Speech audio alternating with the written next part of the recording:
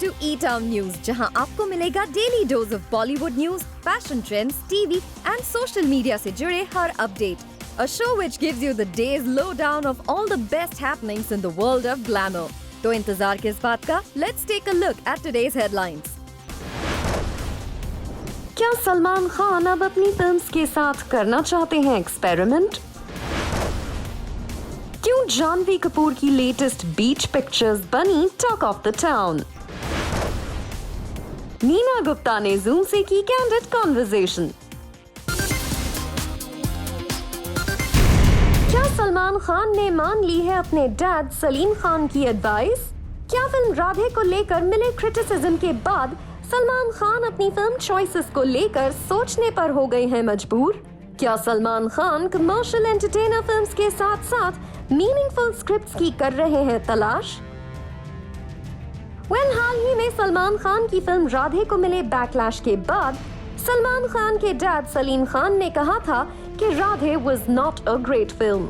और अब रिपोर्ट्स आ रही हैं कि सलमान खान ने रियल लाइफ बेस्ड फिल्म के एक्सपर्ट माने जाने वाले डायरेक्टर राजकुमार गुप्ता के साथ एक रियल लाइफ बेस्ड फिल्म पर काम करने का लिया है डिसीजन. कहा जा रहा है कि सलमान खान राजकुमार गुप्ता के साथ पिछले कुछ महीनों से टच में है और अब फाइनली उन्हें एक फिल्म की स्क्रिप्ट पसंद आई है. और अगर सब कुछ ठीक रहा तो सलमान खान साजिद नाडियाडवाला प्रोड्यूस्ड फिल्म भाईजान के बाद इस फिल्म पर काम शुरू कर सकते हैं. इस डेवलपमेंट से जुड़े एक सोर्स का कहना है, Rajkumar Gupta has been in conversations with Salman and his team for a while now, and things seem to have finally fallen in place. Salman has loved the world that Gupta has created and is very eager to explore it soon. The two are in advanced talks for this project. In fact, if everything goes as planned, the director will jump into the pre-production stage within the next 2 months. कहा जा रहा है कि ये film usual Salman Khan entertainers की तरह नहीं होगी, बल्कि एक्शन फिल्म के नैरेटिव का पार्ट होगा. सोर्सेस का कहना है, it's his pet project, essentially a thriller with bits of action in the narrative that stems from the screenplay. The story centered around the protagonist demands the presence of a superstar with a certain amount of aura, and there is no one better than Salman to pull off this flamboyant character. It marries content with action, drama, and most importantly, thrills. वैसे सलमान खान राजकुमार गुप्ता की film से पहले south की superhit film master के remake पर काम शुरू कर सकते थे, लेकिन इस फिल्म के हिंदी अडेप्टेशन की स्क्रिप्ट का सलमान खान अभी भी वेट कर रहे हैं. लेकिन ये जरूर कहा जा रहा है कि सलमान खान इस फिल्म में इंटरेस्टेड है.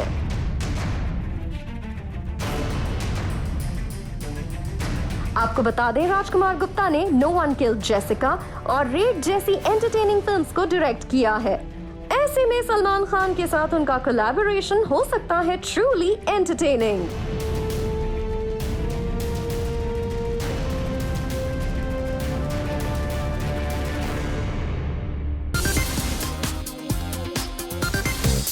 जानवी कपूर के साथ नजर आया एक मिस्ट्री बॉय. क्या कार्तिक आर्यन से अलेज्ड ब्रेकअप के बाद जानवी कपूर किसी को कर रही हैं डेट? फैंस पूछ रहे हैं ये बड़ा सवाल. क्या जानवी कपूर की लाइफ में आ गया है कार्तिक आर्यन के बाद कोई समवन स्पेशल? इससे पहले कि हम आपको जानवी कपूर के इस मिस्टीरियस फ्रेंड के बारे में बताएं, उससे पहले जरा इन पिक्चर्स के बारे में बात कर लेते हैं. दरअसल ये पिक्चर्स जानवी कपूर ने अपने सोशल मीडिया हैंडल पर शेयर किए हैं. इन पिक्चर्स में जानवी कपूर दिख रही हैं सुपर स्टनिंग इन हर बिकिनीज. ये पिक्चर्स जानवी कपूर ने अपने वेकेशन से शेयर की हैं. हालांकि वो कहाँ हॉलिडेज एंजॉय कर रही हैं, ये खुलासा उन्होंने नहीं किया है. और इन ब्यूटीफुल बीच पिक्चर्स को उन्होंने कैप्शन दिया है, may be half the beauty of every blurred sunset is that it is fleeting. वैसे जानवी कपूर के इन हॉलिडे पिक्चर्स में से जो पिक्चर सबसे ज्यादा बज़ बना रही है वो है ये तस्वीर. इस पिक में जानवी कपूर एक मिस्ट्री बॉय के साथ दिख रही हैं. हालांकि ये शख्स कौन है, इसके बारे में जानवी कपूर ने कुछ नहीं लिखा है. वैसे रिपोर्ट्स के मुताबिक जानवी कपूर के साथ नजर आने वाला ये मिस्ट्री बॉय है ओरहान अवात्रमनी। अगर आप ओरहान अवात्रमनी के बारे में नहीं जानते हैं तो हम आपको बता देते हैं। ओरहान अवात्रमनी सिर्फ जानवी कपूर के साथ ही नहीं बल्कि बॉलीवुड की कई और यंग एक्ट्रेसेस के साथ नजर आ चुके हैं, जिनमें सारा अली खान, अनन्या पांडे भी शामिल हैं। वैसे बॉलीवुड की सीनियर एक्ट्रेसेस करीना कपूर खान और तब्बू के साथ भी ओरहान अवात्रमनी को देखा जा चुका है और उन्हें बहुत सी बॉलीवुड पार्टीज में भी स्पॉट किया जाता है। आपको बता दें कि प्रोफेशन से ओरहान अवात्रमनी एक एक्टिविस्ट हैं, जिन्होंने कोलंबिया यूनिवर्सिटी से सारा अली खान के साथ ग्रेजुएशन की पढ़ाई की और इनका रिलेशन किसी फिल्मी फैमिली से नहीं है। जानवी कपूर के अलावा सारा अली खान भी ओरहान अवात्रमनी के साथ बीच पिक्चर्स शेयर कर चुकी हैं, जिससे साफ समझा जा सकता है कि इनके बीच गहरी दोस्ती है। ओरहान अवात्रमनी को सारा अली खान और जानवी कपूर का बेहद करीबी दोस्त माना जाता है। अब साफ है कि ओरहान अवात्रमनी स्टार्स के बीच काफी पॉपुलर हैं और वो लगभग हर पॉपुलर स्टार किड के दोस्त हैं।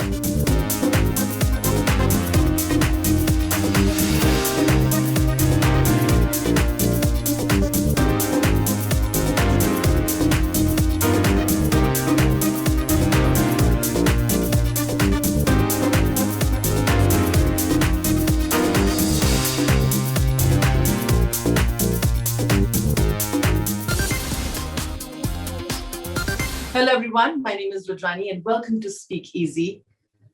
Today I'll be chatting with a woman who's always been extremely inspiring for everybody out there. Spoken to her many times, and every time I talk to her, there's that honesty that I always find is extremely endearing and necessary. This book is so honest, and I'm very proud of the fact that you wrote it, and I know it takes a lot of courage to do it as well. We've discussed about this earlier, Nina ji, and you've told me when you were writing that you were kind of nervous, you didn't want to offend anyone. Tell me why it was important for you to constantly make people understand that I am not what you think you've been reading about me. Past so many years I've been in this industry, and what all rubbish has been written about me. Thoda bahut rubbish you expect because you are a public figure. When you become a little famous, you are more so a public figure. So people want to know about you. But people have gone to the extreme, and there was no way I could explain myself. एक तो ना हमेशा आपको वैसे real life में भी हम सबको लगता है अरे कोई हमें समझता नहीं, कोई हमें जानता नहीं, सबको लगता है, आपको मुझे सबको लगता है ना। और जितना आप ज्यादा अपने को जनवाने की कोशिश करेंगे उतनी ज्यादा मुश्किल आती है, क्योंकि कोई सुनता ही नहीं आपकी बात, बिकॉज जो बिकता है वो लिखते हैं। मुझे याद है मसाबा बहुत छोटी थी, मैं प्लेन में ट्रैवल कर रही थी, तो छोटा बच्चा जब होता है तो आप 10 बार पीछे जाते हैं, कभी बाथरूम, कभी दूध गर्म कराना, कभी पानी गर्म। तो मैं वही कर रही थी, बैठी, तो एक कोई बैठा था स्ट्रेंजर मेरे साथ, तो उसने बोला, तब तो मतलब नया नया था, तो people right rubbish about me about having Masaba. तो उसने बोला आप इतने अच्छी जो हैं, जो आप अभी मैं देख रहा हूँ, आप कितना ध्यान रख रही हैं अपने बच्चे का, वो तो कोई नहीं लिखता। तो मैंने उसको बोला वो लिखेंगे तो बिकेगा नहीं। अगर मेरे मन में नीना बड़ी अच्छी है, नीना बड़ी ऑनेस्ट है, कोई इंटरेस्टेड ही नहीं है।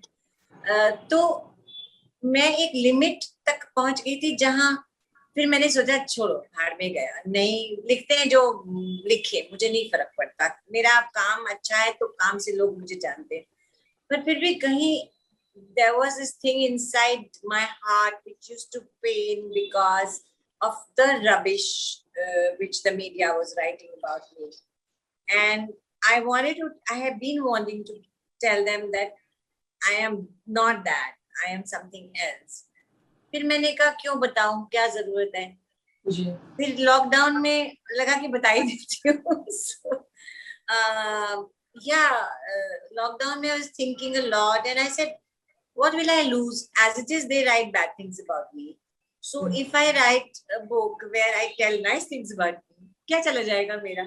At least I will feel that I tried my best to tell people who I am and not what they read in media about me. Now we talk about women supporting women, right? But उस time पे किस तरह से दोनों को एक दूसरे के खिलाफ और उनकी इनसिक्योरिटीज को पिच कर दी जाती थी, वो भी आपने बहुत ही क्लियर तरीके से बताया आपकी फिल्मों के दौरान, and I was especially the incident and I think the incident in Batwara, with the way you handled that man, I felt like, it's such a difficult situation to be, because you have to hang out with them again. Did you think that it might be sort of cathartic for you and for a lot of women who have never been able to tell what they've been through in the industry as a woman fighting out, trying to make her own space, whether it's the power structure, whether it's the fact, whether it's pitting women against each other, whether it's the harassment, everything? पता नहीं, मैं तो लिखती गई जो मुझे याद आता गया, कुछ चीजों तो याद भी नहीं है. इनफैक्ट अभी जब बुक पढ़ी वापस फाइनल, तो प्रूफ रीडिंग के टाइम तो मुझे लगा रहे मैं ये भूल गई, पर कितना लिखूं. ये लिखने से मेरी पीड़ा में दूसरे अपनी पीड़ा, जैसे कहते हैं ना कि दूसरे का दुख देख के मैं अपना दुख भूल गई, है ना. तो मुझे लगता है ऐसा होगा, पर इससे ज्यादा कुछ नहीं होगा, क्योंकि अभी भी चीजें बदली नहीं है. शायद 0.1% बदलाव आया है, क्योंकि औरतें कमाने लगी हैं और बड़ी स्मार्ट है. The younger generation is so smart. I am very happy to see that, and they are not ashamed. They have a lot of self-respect, but things have not changed that much. It will take centuries for things to change, because in our society also, what is a woman's role? You and me are different. We are the minority. But अभी भी वो जो एकता बनाती है, पर सही है ना, वो है अभी भी ना. सास ऐसे ही करती है, अभी भी करती है. औरत के दुश्मन अभी भी है. आदमी तो बाद में आता है, पहले तो यही आता है, because they are very possessive about their husbands, their sons and things like that. So मुझे लगता है बस इतना होगा कि वो दूसरे का दुख देख के अपना दुख कम हो जाता है. यही होगा. इससे चीजें बदलेंगी नहीं ऐसे जैसे. हाँ, अगर एक भी जन की जिंदगी में कुछ प्रभाव पड़ता है और उनमें कुछ ताकत आती है, and they feel like I can also fight if Nina has fought, then it's worth it. बाकी लिखते वक्त मैं बस ऐसे लिखती चली गई एक बहाव में. आप डायरेक्टली रीडर्स को बता रहे थे जहाँ पे आपको ज्यादा एक्सप्लेन नहीं करना था या नहीं बताना था, और आपने पहले ही बता दिया था कि आप, मुझे पता है कि you want the juicy part, and that is and precisely why you put a chapter How I Met Vivian, right? Because you like, मुझे पता है लोगों को मेरे किताब में वो पार्ट में सबसे पहले let's go to that chapter होगा. That's how people work. They don't. Yeah. वो हुआ होगा आपको. And I think you did that with so much grace and so beautifully. और जहाँ पे आपने लिखा भी था कि dear readers, do not I don't want to go ahead, because I still don't want to hurt anyone with my words. It's in the past, but I will tell you how much ever I can. You talk about how the pregnancy changed you and how you wanted the kid for your own self, and it wasn't anything bad. And I think there was nothing wrong in it even then or even now. It's a choice, the woman's body, and it's a choice what she wants to do. You can't say you forget. I have accepted what happened, and I have moved on, and a lot of other things have happened, and I feel what is happening today in my life is so important. And touch wood, I am so happy that I got this recognition today. तो वो पुरानी चीजों को लेके क्यों मैं रोती रहूं? मुझे नहीं रोना, मुझे आगे बढ़ना है. और जो था, देखो, हर रिलेशनशिप में जब वो रिलेशनशिप नहीं रहता, कुछ अच्छी चीजें याद रहती है, कुछ बुरी चीजें बार बार पहुंचती हैं. तो मैं सोचती हूँ, इसलिए मैंने चैप्टर में भी बस अच्छा, जो मेरे को अच्छी यादें थी, मैंने वही लिखना है. क्योंकि क्यों लिखूं मैं? मुझे नहीं लिखना क्योंकि मुझे किसी को मलाइन थोड़ा ना करना है, मुझे किसी के बारे में बुरा नहीं कहना है. मुझे सिर्फ ये कहना है कि मैंने ये किया, उससे मैंने ये सीखा, और आज जहाँ मैं हूँ मैं शांत हूँ. I am at peace. I have a beautiful daughter. I have a lovely husband. I have my house. I have a bit of money in my bank. What more can I ask for? And I'm recognized for my work today, which never happened because my personal life was always more juicier and people wanted to write about it. मेरी life में उस व्यक्ति या उस friend या उसका इतना ही role है. So all the young women specifically who come into this industry and they read your book and they look at your journey and they feel, we one day hope that they have your passion and grit. What would you like to tell them? What do you think they should take away from this book at the end of it? You have to work hard and don't, especially to women, I would say, don't change your focus from work to men. Don't do it. Don't change your focus. If you want to reach somewhere, you want to be a good actor, you want to do films, television, whatever, theater, बीच में आदमी को मत आने दो. जब time है तो होगा सब. वो फोकस रखना बड़ा जरूरी है. Which is what I have learned. Thank you so much. सच कहूँ तो मुझे बहुत अच्छा लगा आपका किताब. Thank you, Neena ji, for being who you are. Thank you. Thank you so much. Always fun to talk to you. Always. Lots of love. Coming up on the show, क्या शाहिर शेख की वाइफ रुचिका की latest pictures ने उनके pregnancy rumours को कर दिया है confirm?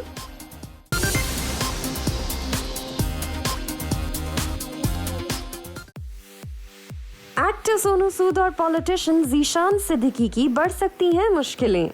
Reports के मुताबिक बॉम्बे हाई कोर्ट ने महाराष्ट्र गवर्नमेंट से कहा टू इन्वेस्टिगेट कि पैंडेमिक के दौरान सोनू सूद और ज़ीशान सिद्दीकी ने कैसे रेमडेसिविर प्रोड्यूस किया और क्या ये इंजेक्शंस को सही तरीके से एक्वायर किया गया था.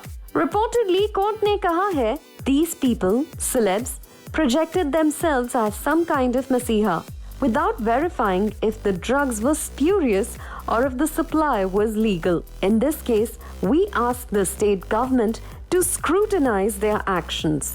It further added, since both were dealing directly with the public, was it possible for the public to ascertain the quality or source of these drugs? वहीं महाराष्ट्र गवर्नमेंट के वकील ने रिपोर्टेडली कोर्ट को बताया है कि एमएलए ज़ीशान सिद्दीकी ने एक ट्रस्ट फाउंडेशन से रेमडेसिविर प्रोक्योर किया और इस फाउंडेशन के पास इस इंजेक्शन को डिस्ट्रीब्यूट करने का लाइसेंस नहीं था. ऐसे में इस फाउंडेशन के खिलाफ एफआईआर दर्ज की गई है और सोनू सूद को लेकर इस वकील का कहना है कि सोनू सूद ने कई सारी फार्मेसीज से इंजेक्शंस को एक्वायर किया था और अभी इसे लेकर इन्वेस्टिगेशन चल रही है. एक्ट्रेस विद्या बालन ने इंडस्ट्री में पूरे कर लिए हैं 16 इयर्स और विद्या बालन का अपनी इस जर्नी पर कहना है I completed 16 years in the industry on 10th June. Parinita was released on that day. We were all in Amsterdam for the premiere. It's been a wonderful journey, very fulfilling. I have learned a lot and I've received so much love that I'm forever grateful. And I keep saying, how can this get any better? My father had called me and said, can you believe it's been 16 years for you? And I was like, oh my God, 16 years just flew by for me. वहीं विद्या बालन से जब पूछा गया क्या वो अपनी film choices से खुश हैं, तो इस पर विद्या बालन ने कहा she never regretted her decisions. Vidya Balan का कहना है कि फिल्म्स की सक्सेस या फेलियर को प्रेडिक्ट नहीं किया जा सकता. ऐसे में वो किसी भी चीज को लेकर रिग्रेट नहीं करती. एक्ट्रेस अलाया एफ ने पैंडेमिक रिलेटेड वायरस से बचने के लिए वैक्सीनेशन का फर्स्ट जैब ले लिया है और अलाया एफ ने अपनी वैक्सीनेशन के इस वीडियो को सोशल मीडिया पर किया है शेयर. हाल ही में अक्षय कुमार ने अपनी फिल्म बेल बॉटम की रिलीज डेट को अनाउंस किया था ऑन सोशल मीडिया, लेकिन हर कोई देखकर हैरान है कि नॉर्मल फ्राइडे की जगह अक्षय कुमार ने अपनी फिल्म को ट्यूसडे को थिएटर्स में रिलीज करने का डिसीजन लिया है. और यहाँ ध्यान देने वाली बात है कि 27 जुलाई को ना तो कोई हॉलिडे है ना फेस्टिवल, लेकिन अब एक इंडस्ट्री इनसाइडर ने वजह रिवील की है. दरअसल अक्षय कुमार का लकी नंबर 9 है. यही वजह है कि मेकर्स ने 2+7 के कॉम्बिनेशन वाली डेट को चूज किया है for the release of his film. वैसे जब इस सोर्स से पूछा गया क्या 27 जुलाई को ये फिल्म फुल डे रिलीज होगी या सिर्फ इसके पेड प्रीव्यूज रखे जाएंगे, तो इस पर सोर्स का कहना है कि इस पर अभी फैसला नहीं लिया गया, लेकिन मोस्ट प्रोबेबली ये फिल्म फुल डे रिलीज होगी। Lisa Hayden and Dino Lalvani are all set to welcome their third child. और recently Lisa Hayden के फ्रेंड्स ने उनके लिए ऑर्गेनाइज किया एक बेबी शावर और Lisa Hayden ने इस स्पेशल सेरेमनी की पिक्चर्स सोशल मीडिया पर शेयर की हैं। And we have to say, ये all white baby shower party थी काफी इंटरेस्टिंग। क्या एक्टर शाहिर शेख और उनकी wife Ruchika Kapoor are expecting their first child? Well, social media पर ये न्यूज वायरल हो गई है और इसकी वजह है कल रात हुई एक बर्थडे पार्टी में देखा रुचिका कपूर का बेबी बम्प। वैसे रुचिका कपूर ने सोशल मीडिया पोस्ट में अपने बेबी बम्प को हाइड करने की कोशिश जरूर की, लेकिन नेटिजन्स ने इन पिक्चर्स को डीकोड कर लिया। आपको बता दें, लास्ट ईयर नवंबर में शाहिर शेख और रुचिका कपूर की हुई थी शादी। वैसे शाहिर शेख से जब रुचिका कपूर की प्रेगनेंसी को लेकर सवाल किया गया था तो ही chose not to speak about it, but अब रुचिका कपूर की लेटेस्ट पिक्चर्स ने रूमर्स को ऑलमोस्ट कर दिया है कंफर्म। मीका सिंह ने हाल ही में KRK के ऊपर एक डिस ट्रैक KRK कुत्ता रिलीज किया था और अब रिपोर्ट सामने आई हैं कि KRK मीका सिंह के लिए एक डिस ट्रैक बना रहे हैं जिसका नाम होगा सुअर। इससे पहले मीका सिंह ने अपने एक स्टेटमेंट में रिवील किया था कि KRK is not allowed to enter the country as he has done some kind of fraud। Actress Shweta Tiwari ने केप टाउन से अपने बच्चों रियांश और पलक के साथ किया इंटरैक्ट थ्रू वीडियो कॉल और सोशल मीडिया पर इस इंटरैक्शन के स्क्रीनशॉट को श्वेता तिवारी ने किया शेयर। आपको बता दें, श्वेता तिवारी के हस्बैंड अभिनव कोहली ने उन पर कुछ सीरियस एलिगेशन लगाए थे while Shweta Tiwari was leaving for Cape Town. Abhinav Kohli का कहना था कि श्वेता तिवारी ने अपने बेटे रियांश को अबैंडन कर दिया है और श्वेता तिवारी ने इस आरोप को पूरी तरह से गलत बताया था।